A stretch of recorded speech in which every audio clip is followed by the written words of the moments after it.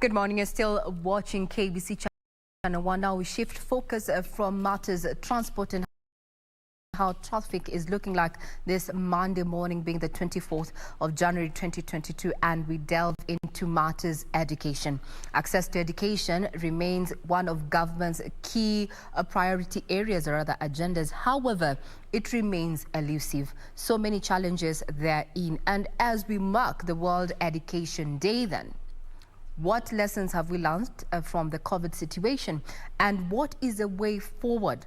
What are several players doing to ensure that you and I, and as a community, especially future generations, get to access education? To take us through this conversation is none other than Richard King, who is the Regional Director for SubSaharan Africa Education Development Trust. Karibu sana. Thank you for your time. Thank you.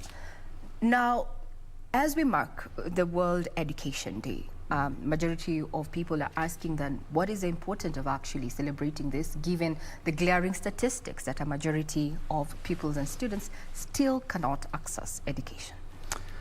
So the International Education Day that we're marking today is really important because, as you mentioned, we have a learning crisis. So globally, not enough children are going to school. We know 250 million children, as we sit here now, are not in school that should be in school.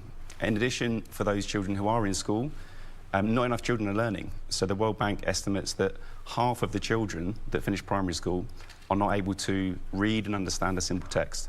So we've got children going to school who are not learning. So the learning crisis is really important. And the reason that this day is important is not just to show the importance of education and to get the whole community to mobilise around that. It's also important because we need to look at solutions.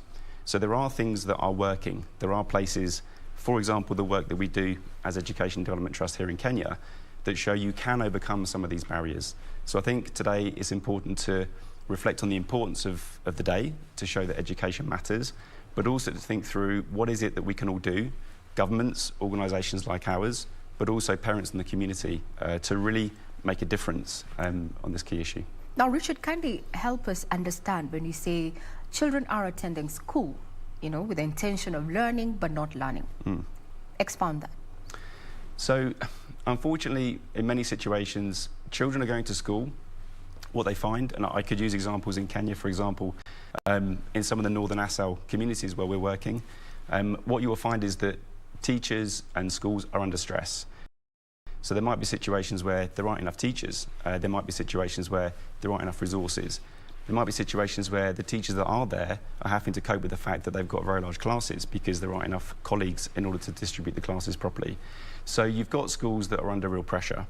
In that situation, it can be very hard to deliver quality learning. So this whole issue around what the World Bank calls learning poverty is a very real challenge.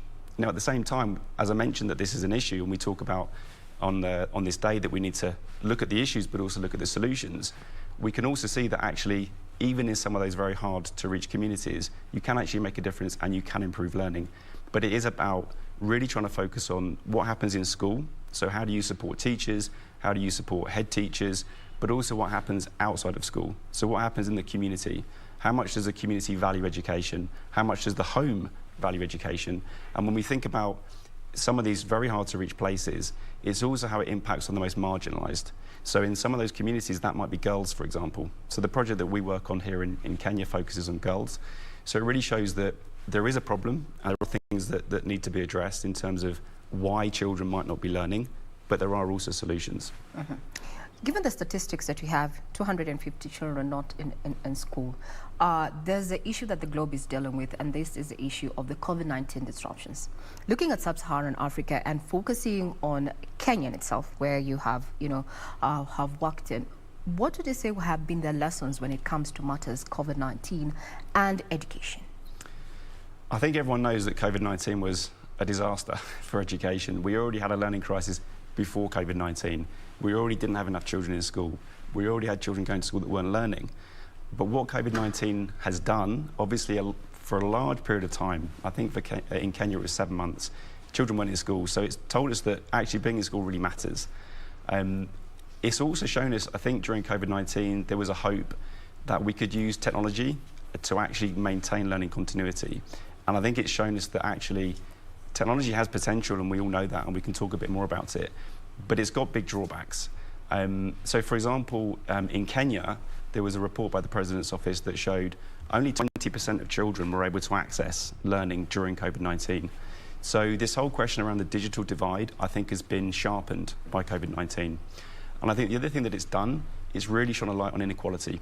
So we talk about that digital divide, we talk about the 20% that could access learning, well, a lot of those other 80% would be, for example, in some of the communities that we mentioned, it could be girls, it could be children with disabilities, and it's going to be children in the communities that face the hardest challenges in terms of poverty and marginalisation. So that whole question of inequality has really been sharpened and heightened through the pandemic. I think the last thing to mention too is that it's also illustrated that resources are an issue. One of the consequences of COVID-19 is that governments have got less money because there's been an economic impact. So we have a bigger problem, but we also have less resource to solve the problem. So it's created a real problem.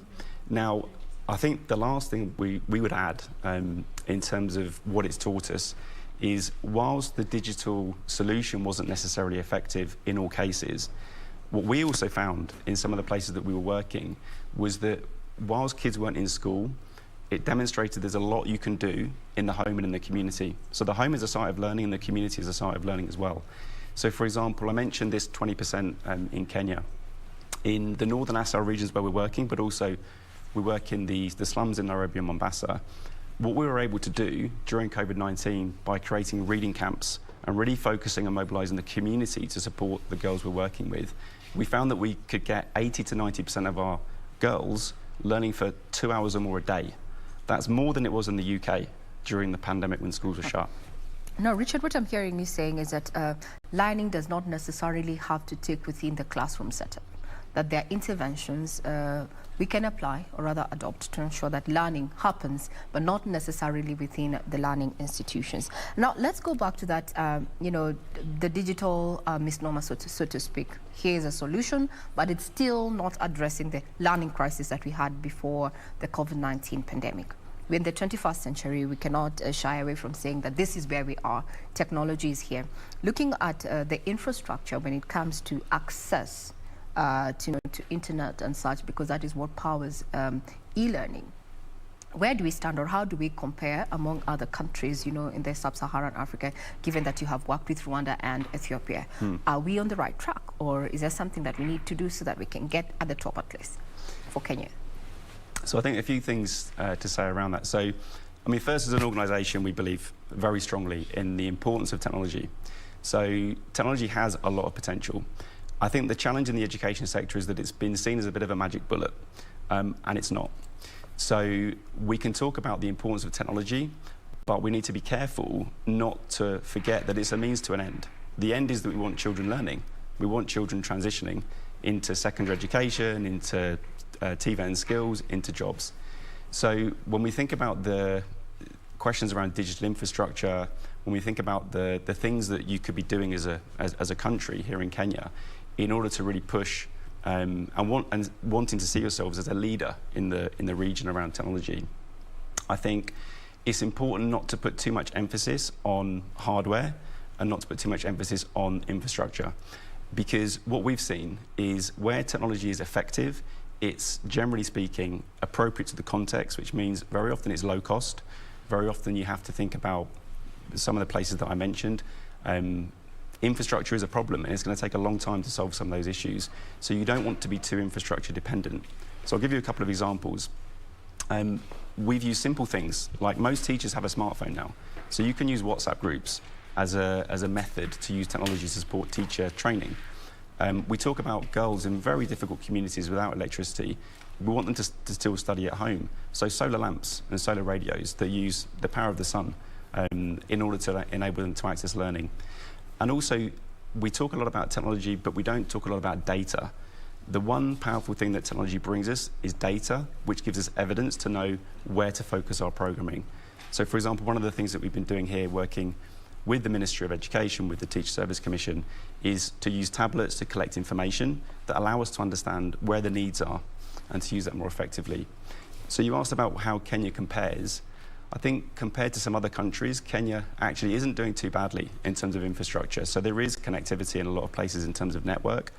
The challenges around electrification, and there are definitely challenges more related to if you're going to provide technology and you're going to put infrastructure in, are you also going to build the capacity of teachers to use that technology? Are you also going to make sure that within the home and community, the most marginalised members of that community can access that technology? So, for example, during COVID, when people wanted to use phones or tablets or whatever to promote learning, in the home, very often it was the girl that wouldn't be able to get access to that.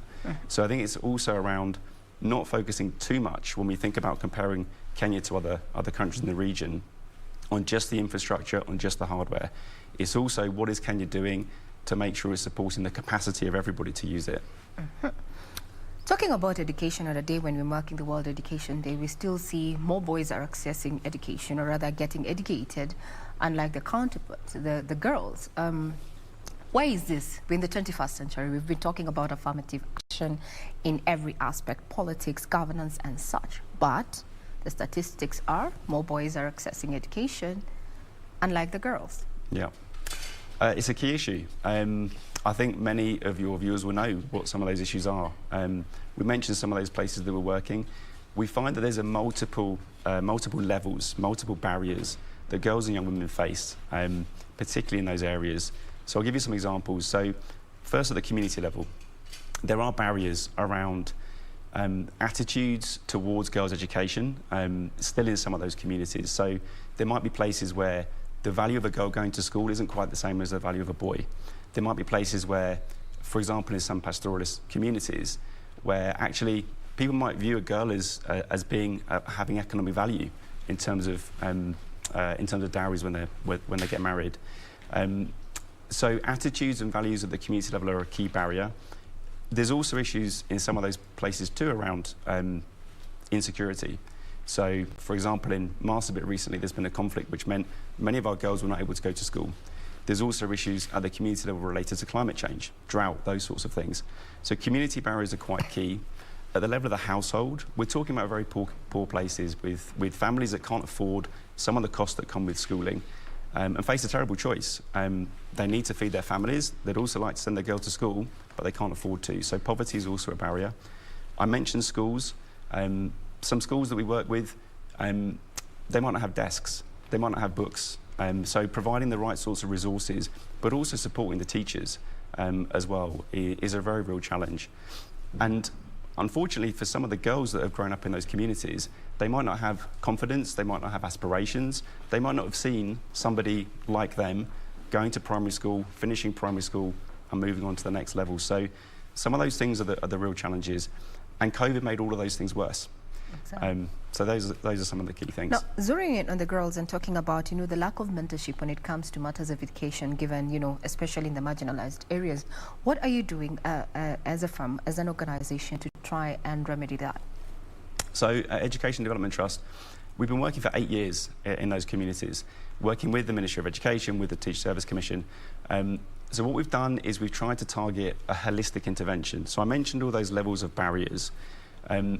As an organisation, we know education very well. We know education systems, we know how to work with teachers in schools.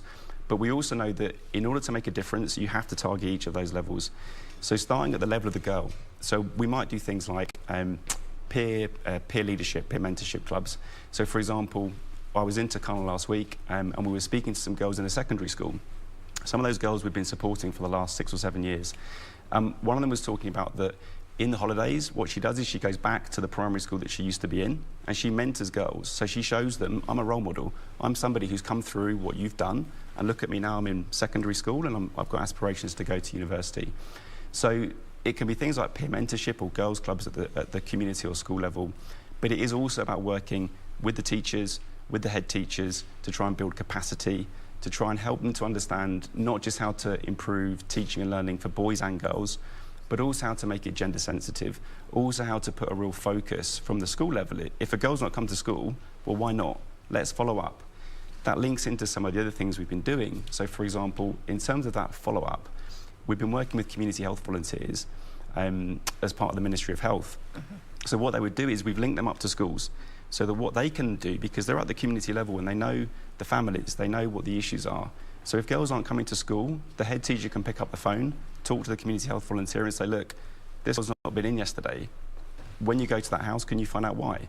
That's been a very powerful lever because it's really meant that we've been using evidence and information to target what we've done specific to the individual girl. And at the community level as well, working with influential community members. So for example, in Samburu, that might be with the Moran, at the village level in terms of working with chiefs, those sorts of things. So really trying to also shift those attitudes and values at the same time. Tailor-making interventions where you are. Now, we have seen that, Kenya has moved from 844 system to CBC. Now that we are implementing CBC from a person who's already within the education value chain, the new curriculum, CBC, what impact has it had in easing the learning crisis that we have in the country?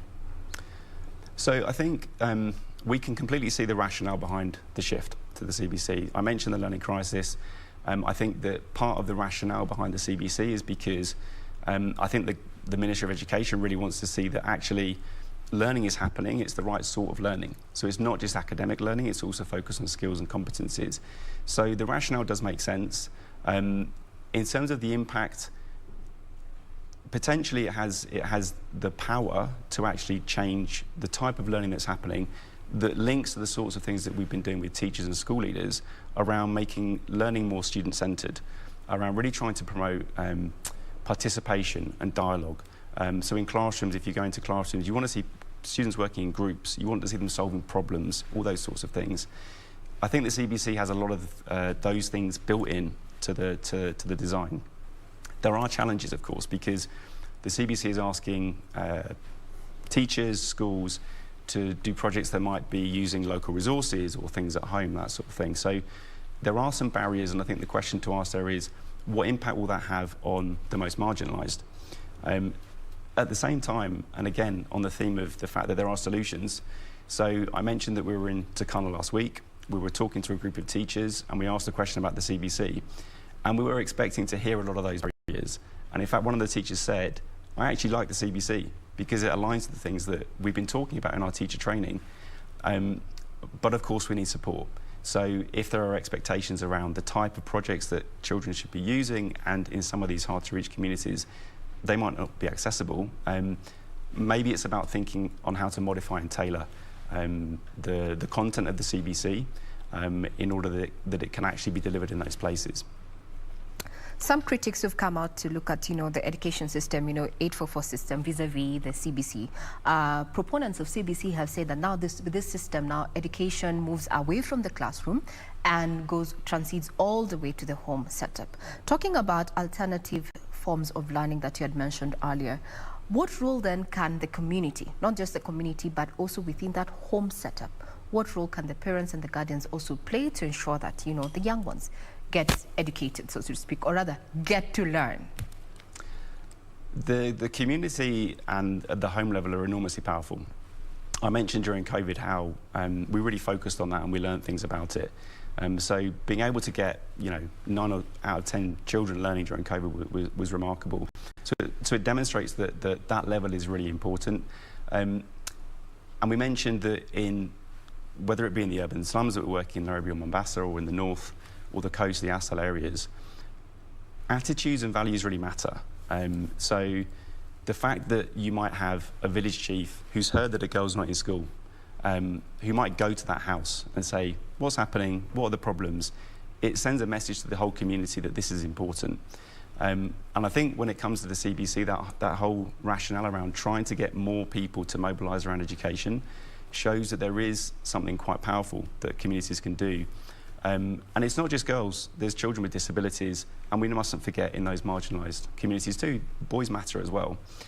When it comes to the level of the home, I think there's things that every parent can do to support learning. We know, and the evidence tells us internationally, that the early years for children are really important. One of the most important things is that children can read. So one of the most powerful things that any parent can do is to help their children read. So trying to get children in the home setting to read as early as possible is something that's really important. But as children progress, asking them questions at home, asking them to tell you what they've been learning, enabling a dialogue between you and the children at home helps to reinforce learning, helps to deepen the understanding. So things that happen at the home level are really important.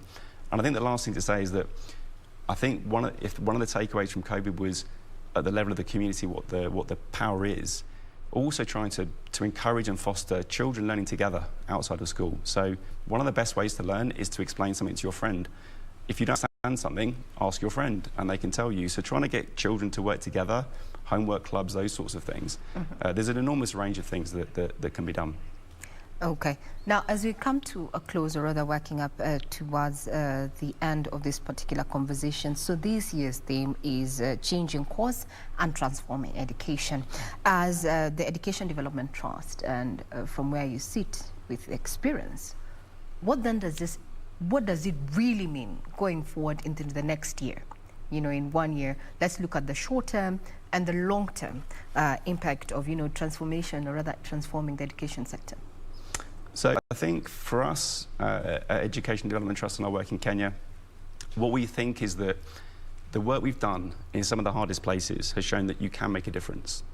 I mean, we mentioned things like, technology, digital divide, those sorts of things. I think for us, what this emphasises actually, one of the most powerful levers is mindset and attitude. Another really powerful lever is capacity. So actually training people, supporting them, giving them mentorship at the school level for teachers, school leaders on coaching. So what we think, for us over the next year, what we really want to try and do is work with our partners in government to see how we can take some of that learning to impact on more girls. We've been working with 70,000 girls for the last 8 years. We'd like to work with more. We want to have more impact. And we think that there are methods, there are approaches that can do that. But there are barriers that we need to think about addressing. So I think over the next year, what that also links to is political commitment. It links to commitment from communities and from parents around what they can do to very simple things, really try and promote learning at home, learning in the community. But linking back to that point around political commitment, I mentioned at the beginning one of the impacts of COVID was around resources. So commitments to put more resource to these things, I think, is what we as an organisation would love to see at a global level, but also here in Kenya. And in fact, there's a great starting point because last year, your President Kenyatta, launched a declaration which was actually trying to lead the whole world in terms of saying, look, education matters and therefore government spending should go towards it. So a commitment to spend 20% of government spending on education, but putting the focus on making sure it's good quality and also equity to make sure that it was focused on the communities and learners that need it most, including girls. So In your interactions, talking about the resources and the commitment that was made by government, some of the stakeholders have come out and say, you know what, we haven't gotten the money yet. But have you seen the overall impact that this particular declaration and government's efforts to attaining, education for all has had, especially in the community level? I mean, like anything, sometimes things take time. So the declaration was only middle of last year. Sometimes it takes time for these things to work through. What we've also seen is that you start at the national level with political commitments, but actually where the change happens is at the local level. So it's about also making sure that you're working with, and we're working very closely with people at the county and sub-county level in some of these places. And when you do that, what we see is that there's a huge level of commitment and desire to want to see change at that level. So it might take some time for things around resources to shift, but in the meantime, there are still things that could be done with the resources that are there. So I mentioned evidence and I mentioned data. So even just helping at the sub-county level, the county, sub-county directors of education to understand what's going on, where the needs really are, and for them to be able to see, okay, in these certain schools, these things changed. Well, how do we then spread that to these other schools? And in those schools, they had the same resource constraints as the schools next door. So you can do more with the same resources. So yes, it might take some time for some of these political commitments to come through, but I don't think anybody has to wait. there are things that you can also do, and we can do right now, both at government but also community and household level. Talking about call to action, what we can do, where do you see, the interventions that have been put in place, or rather, where do you see Kenya's education system in the next 5 years, given that you're transiting to CBC, there are issues of resources, infrastructure, and such. From a perspective of you have worked with the communities, where do you see us in the next 5 years? I think many parts of Kenya are on a good trajectory in the sense that there are bright spots. So I think from a national perspective, the key thing is to actually focus on those bright spots, really understand what's made a difference there. And as I said, a lot of these places might be doing the same thing, using the same resources to have different outcomes. So I see that there's going to be some challenges, of course. I don't think anybody's under any illusion that coming out of COVID is not going to be easy. There are going to be resource challenges. We have got greater issues around, I didn't mention, but 250,000 girls did not come back to school after COVID. So some of these challenges are very real. It's not going to be easy. But I think if some of the things that we've been discussing, thinking about capacity, thinking about how you work with the community and the home to change attitudes, if some of those things can be done, it will help to maybe tackle some of the challenges that are going to be present with the shift to the CBC. Any shift always comes with some challenges. So I think that will help in terms of that transition. And as I said, if that emphasis on really understanding using data to spread the good work that's been done in some places to others, one would hope that in the next 5 years there might be positive things that happen in the education system. Very well. That's a very nice, projection going forward. I hope we do not, get sidetracked or rather derailed when it comes to achieving education for all. So today being the 24th of January 2022, we are marking the World Education Day. Among glaring statistics globally, the 250 million children still cannot access education, and even the president coming out and in his address and saying that 20% of pupils and students who should have accessed education during the COVID situation could not. A call to action by our guest this morning, who is a regional director for Sub-Saharan Africa Education Development Trust, Richard King, saying that it is a high time that we changed our attitudes as well as values to at least bridge the line in crisis. I'm Regina Manyara. You're watching KBC Channel 1, and this is Good Morning Kenya. Do not go away.